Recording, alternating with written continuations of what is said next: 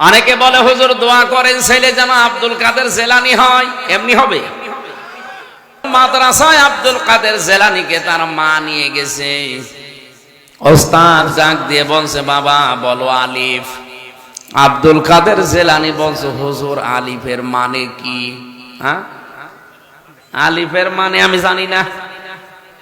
যে জিনিসের মানে হয় না, অর্থ হয় না, ও জিনিস পড়ি আমি করব কি? পড়বো না। ওস্তাদ বলে, বাবাজি তুমি কি জানো আলিফের মানে? বলে, হ্যাঁ আমি মায়ের কাছ থেকে শুনেছি। কি শুনেছো বলো দেখি। হযরতে আব্দুল কাদের জেলানী তিনি শুরু করলেন, আল্লাহু লা ইলাহা ইল্লাহুল হাইয়ুল কাইয়্যুম লা তাখুযুহু সিনাতুন ওয়ালা নাওম। একটা একটা করে আল্লাহর পরিচয় দিলেন 10টা। কয়টা? এই আয়াতের ভেতরে আল্লাহর 10টা ক্ষমতার কথা আছে।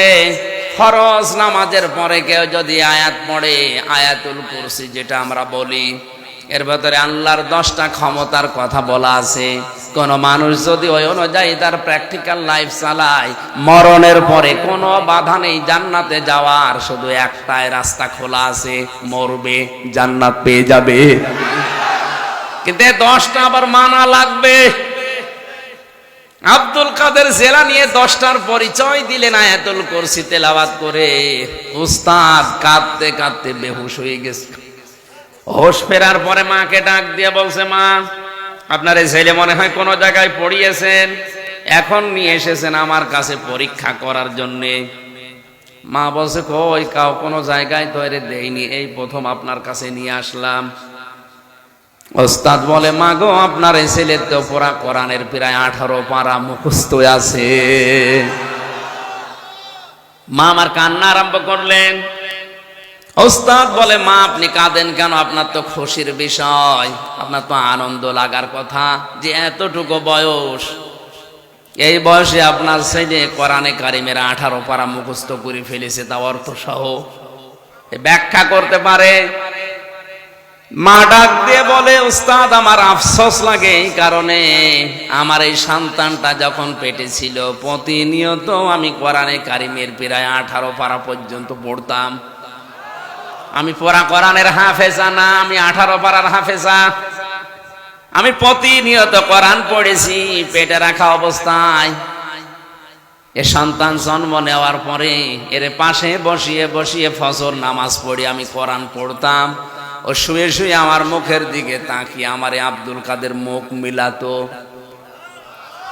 আমার আফসোস হচ্ছে এই কারণে, আমি যদি আর একটু কষ্ট করে আর 12 পারা পড়ে পুরা কোরআনটাই মুখস্থ করে প্রতিনিয়ত পড়তে পারতাম, আমার এই ছেলে আব্দুল কাদের এতটুকু বয়সেই কোরআনের হাফেজ হয়ে যেত।